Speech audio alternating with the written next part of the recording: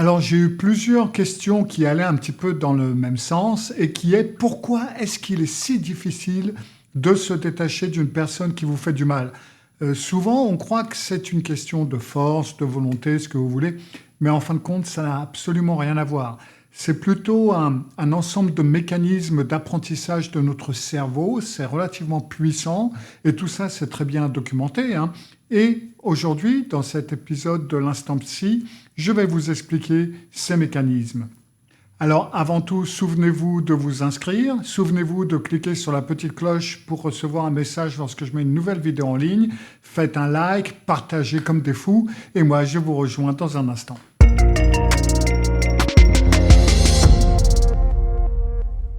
Alors il y a plusieurs phénomènes qui entrent en ligne de compte et ces phénomènes fonctionnent en même temps.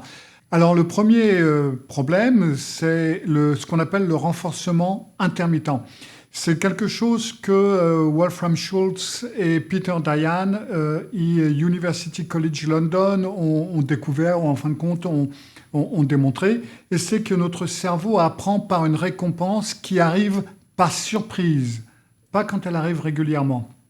C'est-à-dire que dans une relation toxique, ça vous donne des jours de tension, puis soudain un geste tendre, puis de la distance, puis un compliment, puis une critique, puis un rapprochement inattendu. Et ce mélange, qui est totalement imprévisible, déclenche tout simplement une fixation. Votre cerveau ne retient pas, et le mien non plus, ne retient pas la souffrance qu'il y a entre les deux, mais il retient la possibilité d'une récompense. C'est exactement le même mécanisme qui se produit quand on joue à des jeux d'argent, enfin des jeux de hasard, où, en fin de compte, on dépense pas mal d'argent, mais on peut gagner, et ça, ce qu'on gagne, c'est intermittent. Le deuxième principe important, c'est le fait que l'incertitude entretient l'attachement.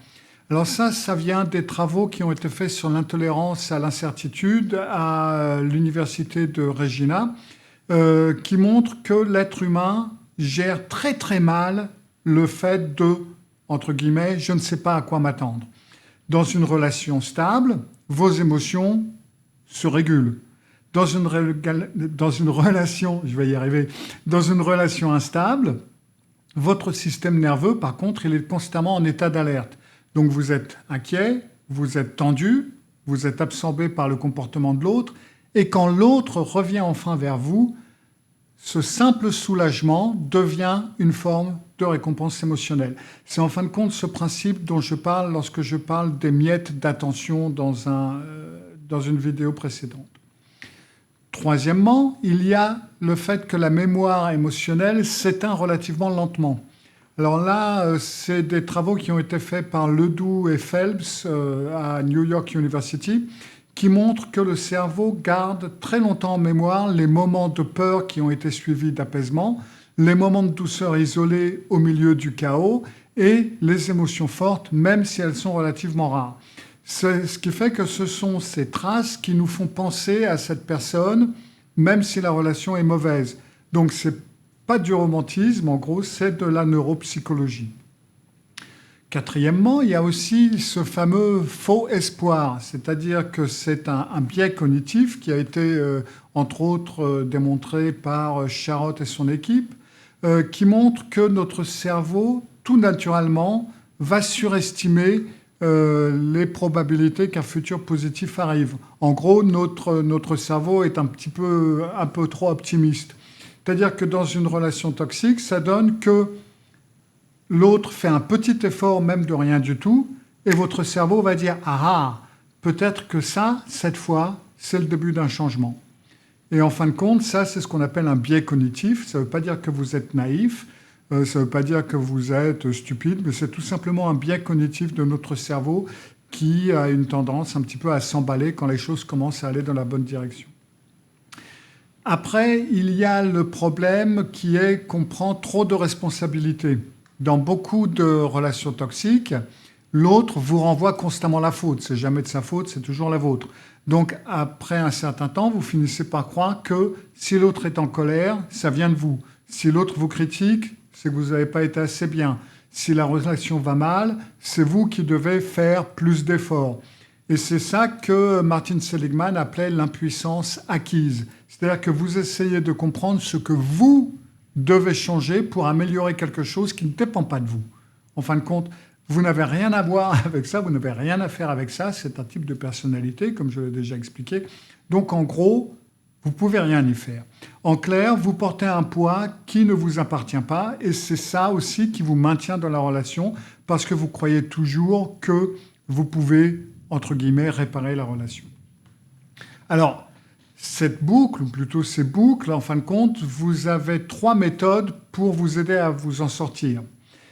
Ça va être 3 méthodes ou 3 étapes, un petit peu comme vous voulez les appeler. Et ça s'appuie directement sur ces mécanismes que je viens de vous expliquer. Ça ne s'appuie pas sur certaines croyances ou ce que vous voulez, mais ça s'appuie sur exactement les mêmes principes. Donc la première chose à faire, ça va être de stabiliser votre environnement émotionnel. Ça veut dire qu'il faut reprendre contact avec des personnes stables, des personnes prévisibles, des personnes entre guillemets normaux, c'est-à-dire des névrosés normaux, parler avec des gens calmes et multiplier les interactions saines avec des personnes saines. Pourquoi ? Mais parce que votre système nerveux a besoin d'un contre-modèle pour sortir de l'état d'alerte permanent dans lequel il est. Plus vous vous exposez à du relationnel stable, plus le chaos relationnel va finir par perdre sa force d'attraction petit à petit. Deuxième étape, ça va être de mettre les cycles à plat. C'est-à-dire que vous prenez la méthode Malka, c'était papier-crayon. Donc vous prenez une feuille et vous écrivez une séquence typique de votre relation. Par exemple, 1, il ou elle crée une tension. 2, vous vous sentez mal. 3, l'autre vous reproche quelque chose. Et qu'est-ce qu'il vous reproche ? 4, vous cherchez à apaiser. Comment est-ce que vous faites ? 5, l'autre revient de manière agréable à un moment donné. Comment ? Quand ? 6, que vous êtes soulagé. Et 7, que le cycle recommence. Faites-le 3 fois avec 3 exemples différents. Alors vous allez me dire, oui, ça rime à quoi, ça fait quoi ? Eh bien, en fin de compte, votre cerveau fonctionne en schéma. Quand vous écrivez les schémas, vous cassez l'illusion que, oui, mais cette fois, c'était différent. Mais non, ce n'était pas différent. C'était tout simplement le même cycle. Il était tout simplement présenté autrement. Et rien que le fait de visualiser le schéma, ça va vous diminuer votre faux espoir parce que vous allez pouvoir voir que oui, en fin de compte, c'est exactement le même cycle. Et ça va neutraliser une partie de ce fameux renforcement intermittent dont j'ai parlé au début de la vidéo. Et l'étape numéro 3, qui est la plus efficace mais la plus inconfortable, alors vous êtes prévenus, c'est apprendre à tolérer le manque de réponse. C'est-à-dire que vous apprenez à faire la méthode de la pierre grise ou de la pierre jaune, comme je vous en ai déjà parlé. Et c'est-à-dire que vous arrêtez de relancer, vous arrêtez de vous justifier, vous arrêtez d'attendre un signe, vous arrêtez d'attendre quelque chose, une amélioration, vous arrêtez d'attendre quoi que ce soit. Donc c'est bien pire que la pierre grise. Et votre cerveau va protester parce que vous allez avoir envie de l'écrire, vous avez envie d'avoir une dernière explication entre guillemets, vous avez l'impression que cette fois c'est différent même si vous savez que c'est pas là, vous allez ruminer, il y a ce sentiment de manque.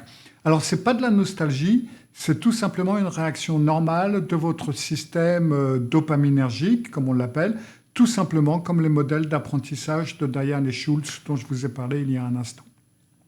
Donc, concrètement, vous vous dites, pendant 72 heures, je ne vais pas relancer, je vais laisser passer le truc.